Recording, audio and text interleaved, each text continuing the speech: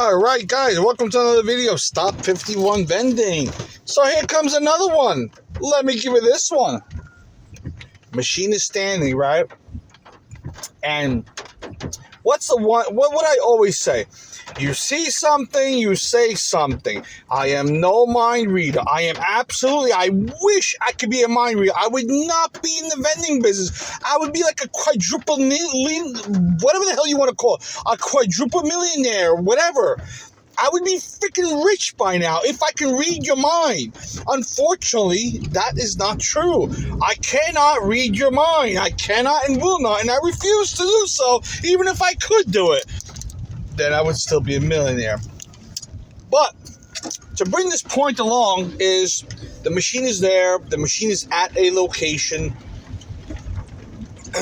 And people are coming to me and saying, yo, your machine took $3 from you. I'm like, okay, that's great. Thank you for letting me know.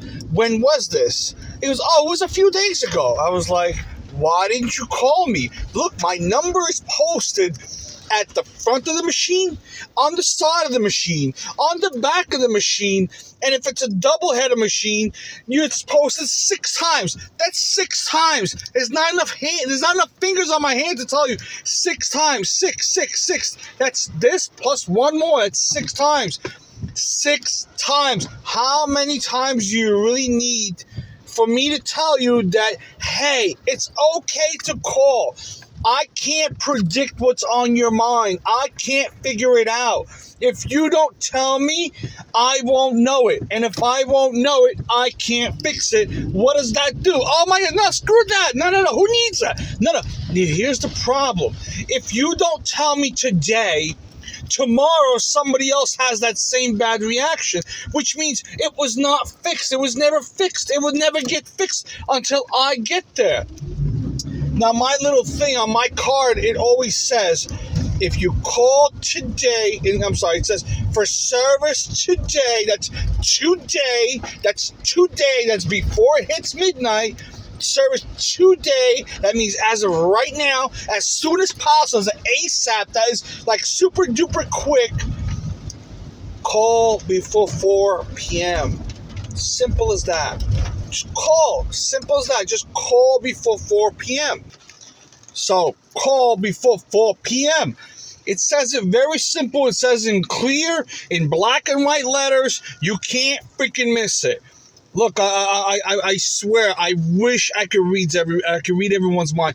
I swear, my machines are, okay, they could be better, okay? They really could be. But you know what? The problem I see with getting brand new machines is that a brand new machine is just way too many problems. And then if you do call with a problem, it's like, we don't have anything for you because we haven't figured out what the problem is to begin with. So we can't give you a solution to a problem we haven't fixed yet. So I refuse under any circumstances to get a brand new machine. What I will do is I will get used machines that I will fix up and make them work just as good as if it was brand new. Compressor goes here and there, a motherboard can go here and there, a bill acceptor, a coin mech can go here and there, a sensor here and there. But if you put in $3 freaking and it didn't give you anything the first 2 times, or let's say it got stuck in a coil, call me.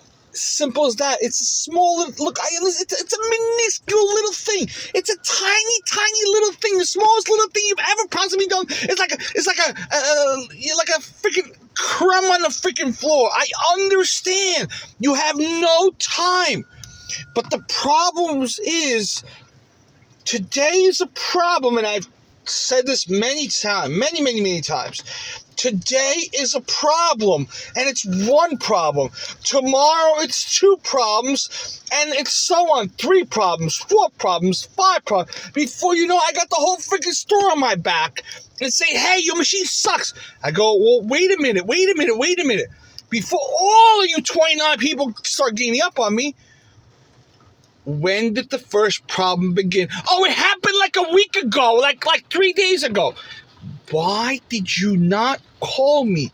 the problem would have been solved, done, and over with immediately had you called me. Think of me as a problem solver. If there is one, call me. I'll solve it for you. As long as it has to do with the vending machine. Call me. I got no problem taking a phone call. This phone, the one I'm recording on, this one right here, the one I'm talking to, the one you're seeing me on, never shuts off. I might shut it off for a minute, maybe every other day. Okay? So throughout the month, I might shut the phone off maybe 10 times. So it's 24 hours times 30, 31 days. And all you have to do is subtract 10 minutes from that. The rest of the time, this phone is 110% active. It never shuts off. It is always ready for your call if there is a problem. And believe me, I solve those problems.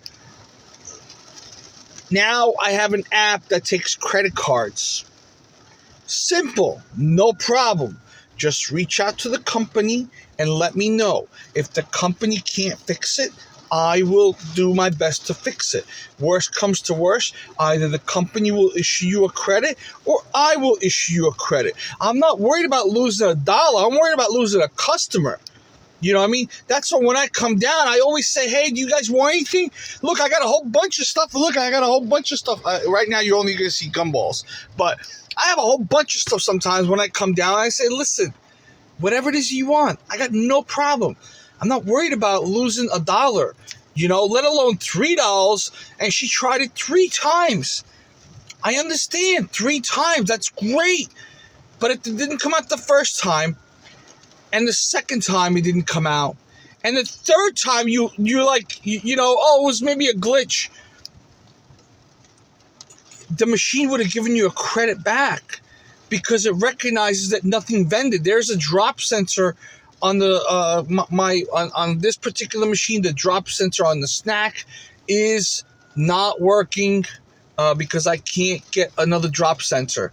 But the drop sensor for the soda machine is working, which means if it didn't drop, it should give you automatic credit.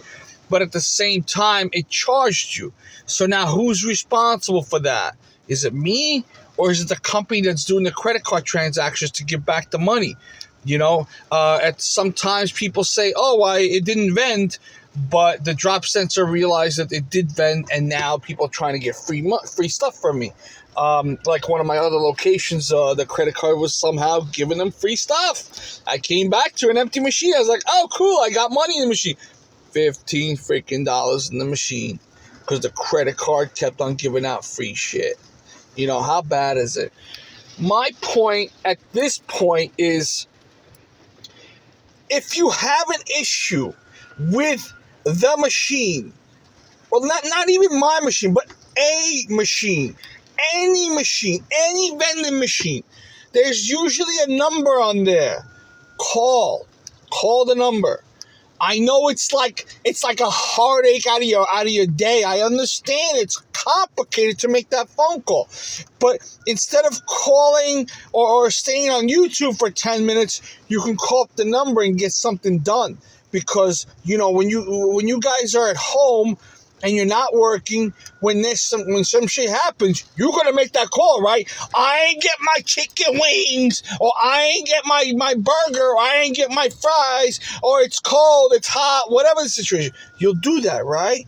Because you paid money for it. Well, I feel the same way, but that you should not be, weaseled out of any money. That if there is a problem, I want you to call me and I want you to tell me, hey, your machine sucks. It's horrible.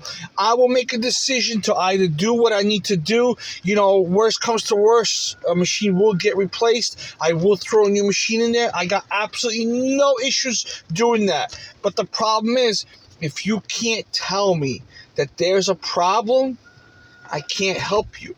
And then people always tell me all kinds of weird stuff. And I say, look, I put the machine in for a certain reason because it's got a capacity on it. Some machines cannot handle the loads that are given to it. And this is why I put this type of machine. It's not because I want it to look ugly. It's just this is what it needs. Anyways, guys, peace out. Take care. Stop 51 Vending. You know what to do.